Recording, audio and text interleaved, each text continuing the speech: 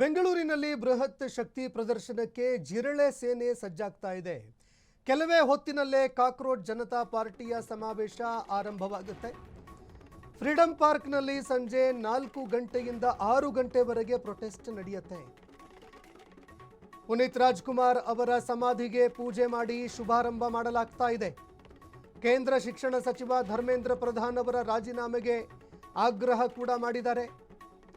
ಇನ್ನು ಈ ಹೋರಾಟದಲ್ಲಿ ಶಿಕ್ಷಕರು ಮತ್ತು ಪೋಷಕರು ಸಾಹಿತಿಗಳ ಸಮಾಗಮ ಆಗುವಂತಹ ಸಾಧ್ಯತೆ ಇದೆ.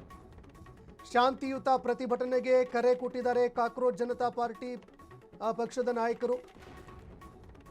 ಸಿಜೆಪಿ ರಾಷ್ಟ್ರೀಯ ಮುಖ್ಯ ವಕ್ತಾರ ಸೌರವ್ ದಾಸ್ ಅವರು ಮಾತನಾಡಿದ್ದಾರೆ.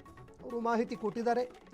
ಶಾಂತಿಪೂರ್ಣವಾಗಿ ನಮ್ಮ ಹೋರಾಟ, ಯಾವುದೇ ರೀತಿಯಾದಂತಹ ಗೊಂದಲ ಅಥವಾ ಯಾವುದೇ ರೀತಿಯಲ್ಲೂ ಕೂಡ ನಾವು ತಪ್ಪು ಸಂದೇಶವನ್ನು ಸಾರೋದಕ್ಕೆ ಬಂದಿಲ್ಲ. ನಮ್ಮ ಹೋರಾಟ ಶಾಂತಿಯುತವಾಗಿರುತ್ತೆ, ಶಾಂತಿಯುತವಾಗಿಯೇ ನಾವು ಪ್ರತಿಭಟನೆ ಮಾಡ್ತೀವಿ ಅಂತ ಹೇಳ್ತಾ ಇದ್ದಾರೆ. ಇನ್ನು ಇತ್ತೀಚೆಗೆ ನೀಟ್ CBSE ಪರೀಕ್ಷೆಗಳಲ್ಲಿ ಭಾರೀ ಅಕ್ರಮ ಆಗಿತ್ತು. ಬೆಂಗಳೂರಿನಲ್ಲಿ ಕಾಕ್ರೋಚ್ ಜನತಾ ಪಾರ್ಟಿ ಹೋರಾಟವನ್ನು ಹಮ್ಮಿಕೊಳ್ತಾ ಇದೆ. ಕಾಕ್ರೋಚ್ ಜನತಾ ಪಾರ್ಟಿ ವೇದಿಕೆಗೆ ಕರವೇ ಖಡಕ್ ಆಗಿ ವಾರ್ನಿಂಗ್ ಕೊಟ್ಟಿದೆ. ಪ್ರೊಟೆಸ್ಟ್ಗೆ ತಮಿಳುನಾಡಿನಿಂದ ಹೋರಾಟಗಾರರನ್ನ ಕರೆತರೋದಕ್ಕೆ ಸಿದ್ಧತೆ ನಡೀತಾ ಇದೆ. ಸಾಮಾಜಿಕ ಜಾಲತಾಣದಲ್ಲಿ ಪೋಸ್ಟರ್ಗಳು ಹರಿದಾಟ ಹಿನ್ನೆಲೆಯಲ್ಲಿ ಕರವೇ ಕೆಂಗಣ್ಣಿಗೆ ಕಾಕ್ರೋಚ್ ಜನತಾ ಪಾರ್ಟಿ ಗುರಿಯಾಗ್ತಾ ಇದೆ.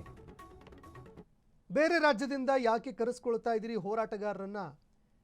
ಬೇರೆ ರಾಜ್ಯದ ತಮಿಳಿಗರು ಪ್ರತಿಭಟನೆಯಲ್ಲಿ ಬರ್ತಾ ಇದ್ದಾರೆ ಅಂತ ಆಕ್ರೋಶ ಹೊರಹಾಕಿದೆ ಕರವೇ ಒಂದು ಕಡೆ. ಮತ್ತೊಂದು ಕಡೆಯಲ್ಲಿ ಕಾಕ್ರೋಚ್ ಜನತಾ ಪಾರ್ಟಿ CJP ನಾವು ಶಾಂತಿಯುತವಾಗಿ ಪ್ರತಿಭಟನೆಗೆ ಕರೆ ಕೊಡ್ತಾ ಇದ್ದೀವಿ ಅಂತ ಈಗಾಗಲೇ ಹೇಳಿರುವಂಥದ್ದು. ಇನ್ನು ದೃಶ್ಯಾವಳಿಯಲ್ಲೂ ಕೂಡ ನೋಡ್ತಾ ಇದ್ದೀರಿ. ಬೆಂಗಳೂರಿನ ಫ್ರೀಡಂ ಪಾರ್ಕ್ನಲ್ಲಿ ಭಾರಿ ಪ್ರಮಾಣದಲ್ಲಿ ಯುವಕರು ಕೂಡ ಜಮಾಯಿಸೋದಕ್ಕೆ ಆರಂಭ ಮಾಡಿದ್ದಾರೆ. ಎಲ್ಲರೂ ಸ್ವಯಂ ಪ್ರೇರಿತವಾಗಿ ಪ್ರತಿಭಟನೆಯಲ್ಲಿ ಭಾಗಿಯಾಗ್ತಾ ಇದ್ದಾರೆ. ವಿದ್ಯಾರ್ಥಿಗಳು, ಶಿಕ್ಷಕರು, ಪೋಷಕರು ಹಾಗೂ ಪ್ರಗತಿಪರರು ಈ ಪ್ರತಿಭಟನೆಯಲ್ಲಿ ಭಾಗಿಯಾಗುವಂತಹ ಸಾಧ್ಯತೆ ಇದೆ.